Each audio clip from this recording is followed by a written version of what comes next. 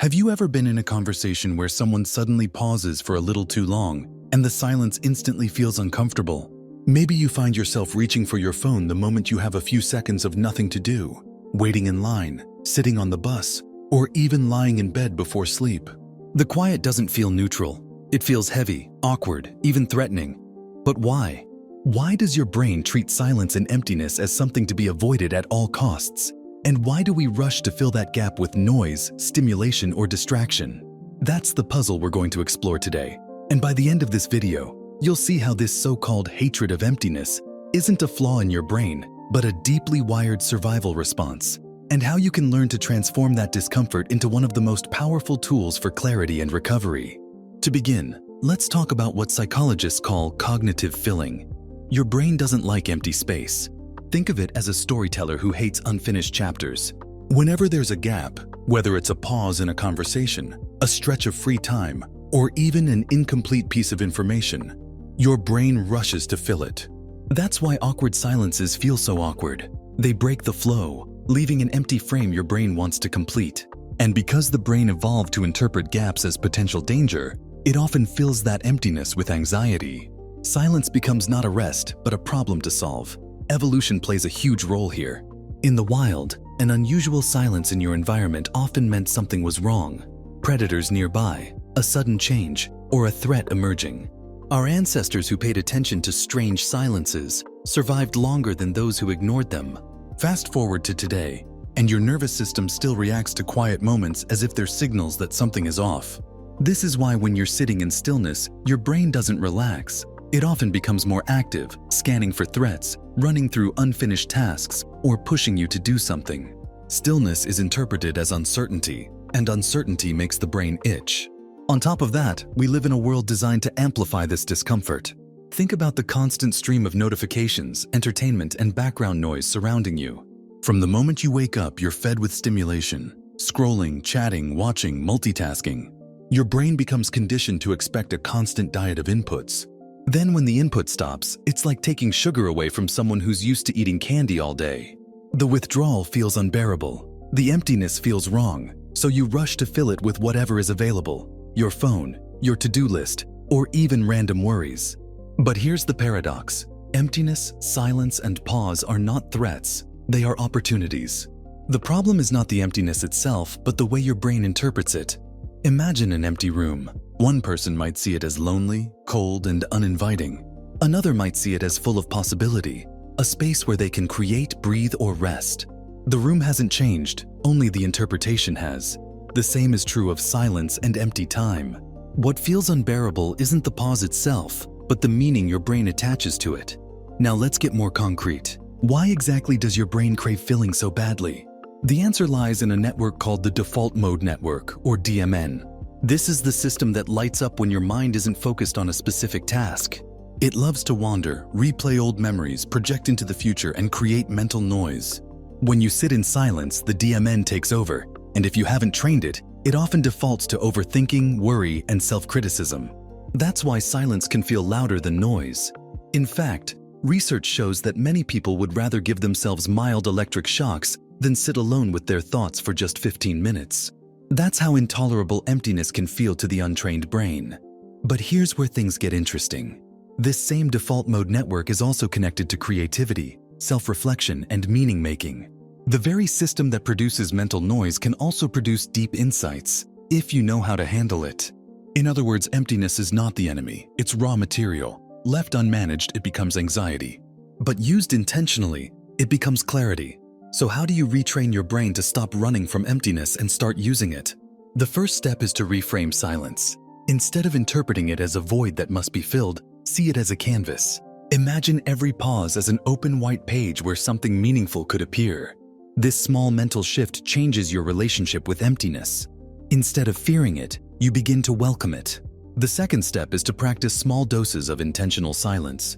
You don't need to leap into an hour of meditation. Start with micro moments. For example, the next time you're in line at the store, resist the urge to pull out your phone. Just notice the surroundings, the sensations in your body, the rhythm of your breath. These micro pauses are like mental push-ups. They train your nervous system to tolerate emptiness without panic. Over time, the discomfort fades and the brain learns that silence is not a threat. A third technique is something I like to call structured emptiness. Instead of waiting for silence to ambush you, schedule it. Set aside 5 minutes a day where you intentionally do nothing. Sit in a chair, stare out the window. Let your mind wander.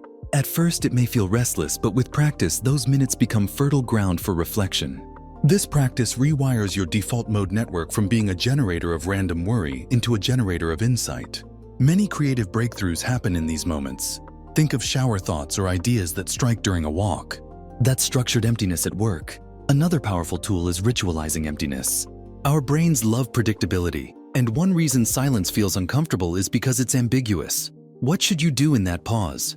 By creating a ritual around it, you signal to your brain that the pause is safe and meaningful. For example, lighting a candle before journaling, or taking 3 deep breaths before starting a meeting. These small acts turn emptiness from a void into a doorway. And let's not forget the emotional component. Often the reason we avoid silence is because it brings up feelings we've been trying to suppress. Loneliness, regret, or fear. Emptiness has a way of surfacing what we'd rather keep buried. But instead of seeing this as a problem, you can treat it as an opportunity. Those emotions are like unopened letters from yourself. Sitting with them, even briefly, helps you process and integrate them instead of letting them fester in the background. It's also worth addressing the role of modern technology here. Your phone is essentially a pocket-sized emptiness killer. Every app, notification, and scroll is designed to fill your pauses before you even notice them. But this constant filling trains your brain to become intolerant of stillness. It's like never letting your muscles rest. You lose the ability to recover. That's why deliberate phone-free pauses are so valuable. Even a 5-minute walk without headphones or scrolling can retrain your nervous system to find calm in emptiness instead of panic. By now you can see the pattern. Your brain hates emptiness because it was built to survive uncertainty, not to enjoy it. But survival wiring isn't destiny. Through reframing, practice, and small rituals, you can re-educate your nervous system. Emptiness stops being a void that terrifies you and starts being a resource that supports you. It becomes not a gap to fill, but a gift to use. And the beauty is, once you make this shift, you don't just tolerate silence, you crave it. Those pauses become islands of calm in the chaos of your day. They give you clarity, energy, and emotional resilience. They allow you to hear yourself again in a world that's constantly shouting. And perhaps most importantly, they remind you that you are more than the noise around you. You don't need constant stimulation to exist. You can sit in emptiness and still be whole. One of the most effective ways to rewire your relationship with emptiness is to practice what could be called productive pauses. Instead of waiting for silence to feel uncomfortable, you can intentionally step into it with a purpose. For example, before diving into your workday, take 2 minutes to sit quietly with your coffee. Don't scroll, don't plan, don't rush, just let the pause exist. At first, your mind will want to grab onto distractions, but if you allow the moment to unfold, you'll notice that your nervous system begins to downshift. Over time, these small pauses become like pressure valves, releasing tension and restoring focus. You no longer need to fear the silence because it becomes a familiar companion rather than an enemy. Another practice is to build buffer zones into your day. Modern life often pushes us from one activity to another without breathing space. You finish one call and immediately start another, or you leave work and instantly immerse yourself in music or podcasts on the commute. What if instead you inserted a buffer, 5 minutes of nothing in between? Research in neuroscience shows that these transition periods help the brain consolidate information and reduce stress. Think of it like digestion for your mind. Without pauses, you're cramming stimulation into your system without ever letting it process. With pauses, you give your brain time to integrate, making you not just calmer but sharper and more effective. There's also a deeper philosophical dimension to why embracing emptiness matters. Many ancient traditions, from Stoicism to Buddhism, emphasize the value of stillness and void. They recognize that in the absence of noise, something essential emerges: awareness. The Stoics practiced negative visualization, imagining loss and emptiness to better appreciate what they had. Buddhists saw emptiness not as lack, but as openness, the space where all things can arise. Even modern psychology echoes this wisdom. When you allow emptiness, you give your brain and body the chance to reset, to find balance, to reconnect with the present. Far from being dangerous, emptiness is the soil in which meaning grows. But let's be practical. How can you apply this in your everyday life, especially in a world that constantly demands your attention?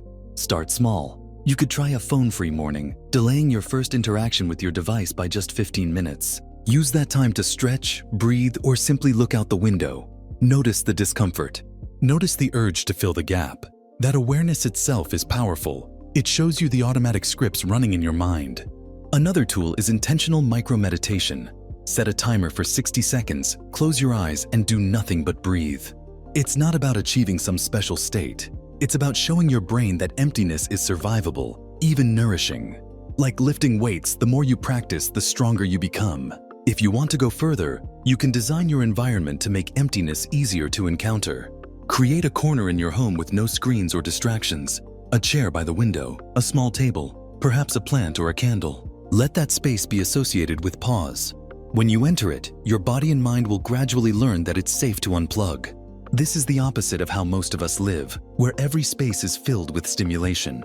By carving out even a small physical space for emptiness, you send a signal to your brain. Here, silence is welcome.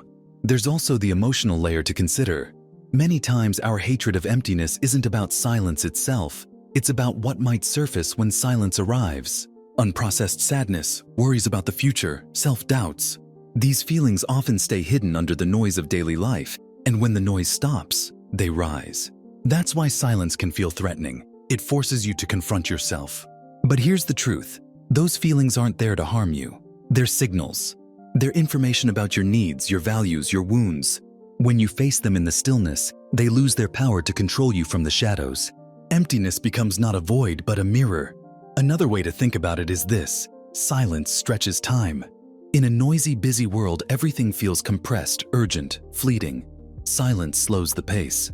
It makes a moment feel longer, deeper, more alive. That's why silence in a conversation feels awkward. It stretches the time between words beyond what we're used to. But that same stretch, when embraced, creates space for depth. A pause can turn a superficial exchange into something meaningful. A gap between tasks can turn stress into insight.